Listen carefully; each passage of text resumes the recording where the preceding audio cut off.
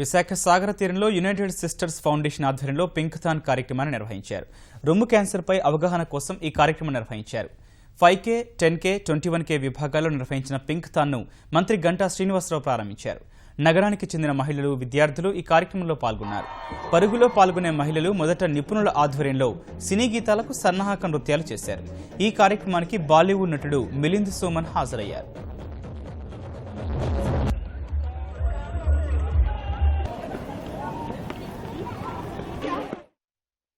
Pink 2015 పేరుతోటి ఈ marathon conduct చేయడం చాలా సంతోషం.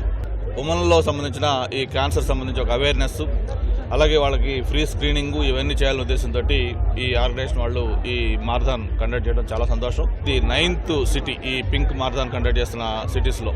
చిన్న పిల్లలు ఎవరైతే ఉంటున్నారో స్కూల్ గోయింగ్ పిల్లలందరూ కూడా వాళ్ళు ఎర్లీ ఏజ్లోనే ఈ స్క్రీనింగ్ ఇవన్నీ కూడా చేసుకుంటే ఎర్లీ డిటెక్షన్, ఎర్లీ స్టేజ్లో కానీ క్యాన్సర్ ఐడెంటిఫై చేస్తే దానికి క్యూర్ కూడా ఉంది. కాబట్టి పిల్లలకి కంపల్సరీగా ఈ స్క్రీనింగ్ అయినా కూడా చేయించాలి. మరి ఈరోజు ఈ పింక్ క్లబ్ సంబంధించిన వాళ్ళు కూడా 300 రూపాయలు రిజిస్ట్రేషన్ కలెక్ట్ చేసినప్పుడు కూడా దాని డబ్బులు ఫ్రీగా స్క్రీనింగ్ చేయించడం, దాంతోపాటు ఈ వచ్చిన అమౌంట్ కూడా టాటా మెమోరియల్ క్యాన్సర్ హాస్పిటల్కి డొనేట్ చేయడం లాంటి ఎన్నో మంచి కార్యక్రమాలు చేస్తారు. Women are very busy all day, they're very active all day, but they're working always for other people, for their children, for their husband, for their family, their business, career.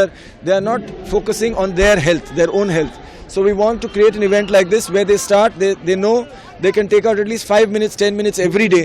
You know, in India we don't care about health, we don't care about fitness, we don't care about sports. If we want to change it, then women are going to change it.